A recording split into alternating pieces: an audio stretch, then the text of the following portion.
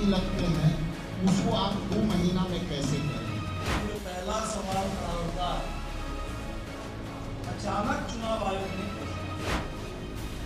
जो हम समझना चाहेंगे चुनाव आयोग से, पार्टी के ऊपर लोकसभा से पहले वार किया गया, हमारे से बॉल को फ्रीज कर दिया गया, साजिश के तहत फ्रीज किया गया, लेकिन हम लोग कानूनी लड़ाई लड़े।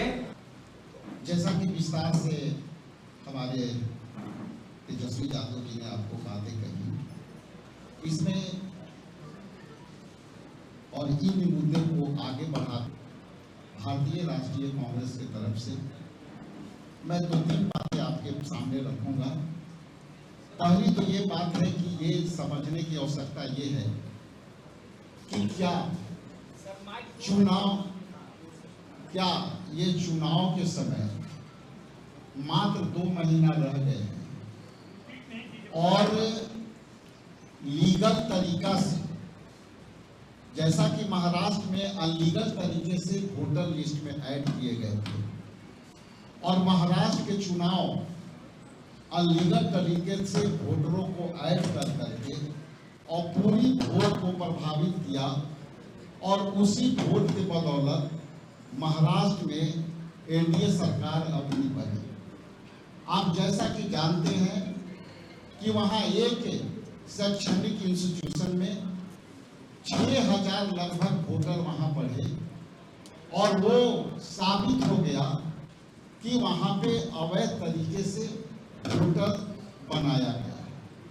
अब ये बिहार में चुनाव है 2 महीना बाद और जिस तरह से अधिसूचना 1 दिन पहले आई, आप सोच सकते हैं कि जो काम करने में जो है 22 महीना लगते हैं, 5 साल भी लगते हैं, उसको आप 2 महीना में कैसे करेंगे?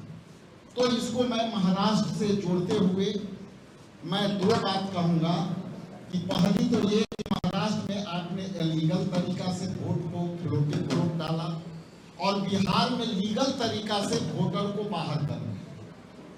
विस्तार से हमारे तेजस्वी जी ने कहा, तो यहाँ लीगल तरीका से आप हमारे वोटरों को, जो उनको लोकतंत्र में दिए अधिकारों को आप जो है वंचित करने का जो साजिश किया है, इंडिया गठबंधन के तमाम साथी हम जो है इसका प्रतिकार करते हैं, विरोध करते हैं और ये संविधान के विरोध जो काम है वो इलेक्शन कमीशन जो है ये केंद्र सरकार के दबाव में जैसा कि काम करते आया है, ये वही तरीका है जिस तरह से सारे इंस्टीट्यूशन को एनडीए में समर्थित केंद्र सरकार इसको अवैध तरीका से जो है कामें कराने का काम करती है। इसलिए हम लोग इसको कड़ी प्रतिकार करते हैं और अवैध तरीका से जो है हमारे वोटरों को जो है डाइल्यूट करने का प्रयास है, उसको हम लोग विरोध करते हैं। कुछ टेक्निकल बातों के लिए हमारे ऑल इंडिया कांग्रेस कमेटी के जो यहाँ प्रवक्ता हैं पवन खेड़ा जी कुछ बातें टेक्निकलिटी पर वो विस्तार से कहेंगे, मैं उनको माइक सौंपता हूँ। जो पहला सवाल खड़ा होता है, अचानक चुनाव आयोग ने घोषणा, जो हम समझना चाहेंगे चुनाव आयोग से कि क्या चुनाव आयोग के दिमाग में पहले से ये बात थी कि बिहार के चुनाव से पहले पूरे सघन पुनरीक्षण के नाम पर 8 करोड़ मतदाता उनके एक की जांच करेंगे, एक का पूरा जन्म प्रमाण पत्र लेंगे। अगर पहले से चुनाव आयोग की प्लानिंग में ये बात थी, तब दिल्ली में जो तमाम पार्टी के लोगों को बुला करके वर्कशॉप किया गया, तो सबसे बड़ा सवाल तो यही था, चुनाव की तैयारी के लिए सबसे बड़ा कार्यक्रम यही है। तो इसके बारे में एक बार कुछ कहा भी नहीं गया, पटना में मीटिंग बुलाई गई, कोई बात नहीं हुई। और अगर ये पहले से प्लानिंग था और उसको छुपा के रखा गया था, तो ये बेहद आपत्तिजनक है। और अगर ये कोई आफ्टर थॉट अचानक चुनाव आयोग के दिमाग में ये बात आई कि बिहार के चुनाव से पहले ये कर लिया जाए, इसका कारण क्या है? 1952 से हिंदुस्तान में चुनाव हो रहे हैं, 75 साल, और सैकड़ों चुनाव हो चुके हैं। और बिहार को प्रयोगशाला क्या, मैं तो कह रहा हूँ गिनी पिग बनाया जा रहा है, बिल्कुल गिनी पिग बनाया जा रहा है। तो बिहार के हमें लगता है कि ये किसी पार्टी का सवाल नहीं है, हर नागरिक का सवाल है। हर नागरिक का ये सवाल उठना चाहिए कि भाई इसका मतलब क्या है। इसकी अगर हम तुलना करें, पैरेलल ड्रॉ करें, तो नोटबंदी, अब इसको कह सकते हैं कि वोटर बंदी, वो डीमोनेटाइजेशन था, ये डी वोटराइजेशन है। नोटबंदी में आपने 500 और 1000 के नोट बर्बाद किया एक समय। इसमें आप कह रहे हैं कि तमाम मतदाता, इस समय मतदाता सूची का कोई मतलब नहीं है, नए सिरे से मतदाता सूची बनी है। चुनाव तो वो होता है जिसमें मतदाता सरकार का चुनाव करती है।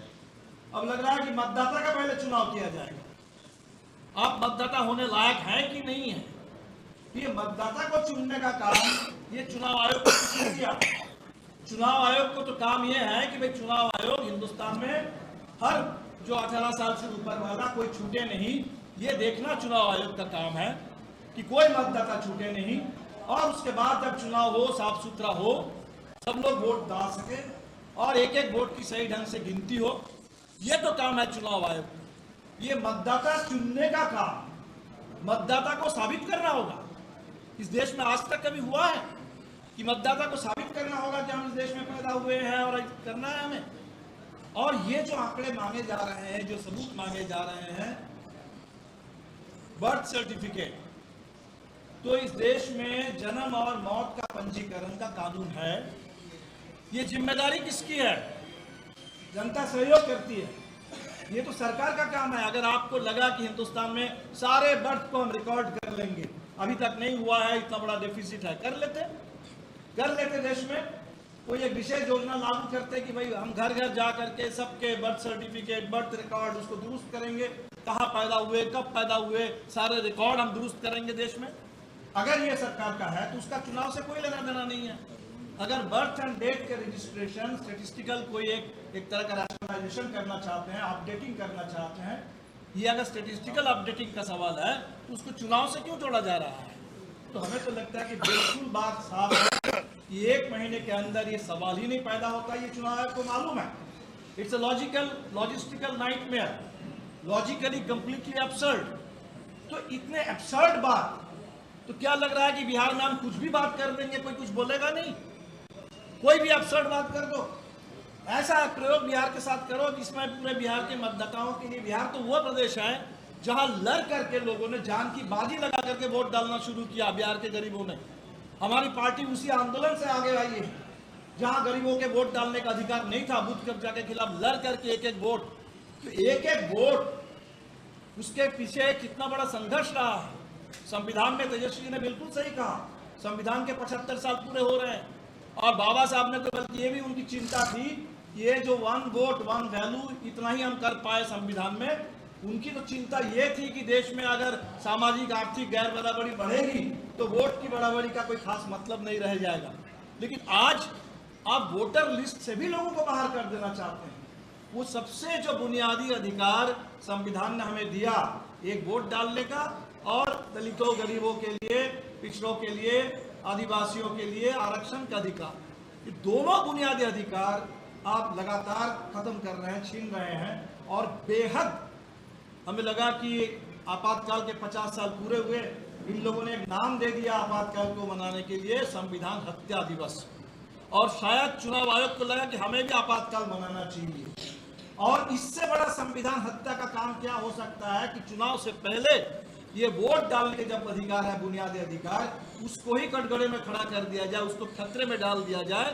तो मैं तो समझता हूं कि संविधान हत्या का सबसे बड़ा कदम इस देश में अगर आज तक कभी उठा है, वो इस चुनाव में, इस चुनाव आयोग के जरिए ये उठाया जा रहा है। तो बेहद आपत्तिजनक है, बेहद चिंताजनक है। हमने पहले ही चुनाव आयोग को लिख के दिया, हम सब लोग मिलकर के भी लिख के देंगे, मिलेंगे और हर मोर्चे पर बिल्कुल लड़ाई होगी। ये मजाक, बिहार के चुनाव को चौपट हम होने नहीं देंगे, बिहार के चुनाव का मजाक बनाने हम बिल्कुल नहीं देंगे। ये पूरे बिहार के लोगों ने तय कर लिया, हम लोग सबके पास जाएंगे, हम भी घर घर जाएंगे और जा करके इस चुनाव को बचाने के लिए, लोकतंत्र की रक्षा के लिए, संविधान की रक्षा के लिए लड़ेंगे। बहुत धन्यवाद आदरणीय तेजस्वी यादव जी, गरीबों की आवाज रखने वाले आदरणीय दीपांकर भट्टाचार्य जी, बड़े भाई पवन खेड़ा साहब, राजेश राम जी और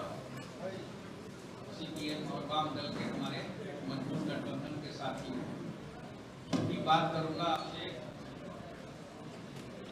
कुछ ही दिन पहले इलेक्शन कमीशन का जो है आपका किस तरह से हमारे पार्टी के ऊपर लोकसभा से पहले वार किया गया और हमारे सिंबल को फ्रीज कर दिया गया।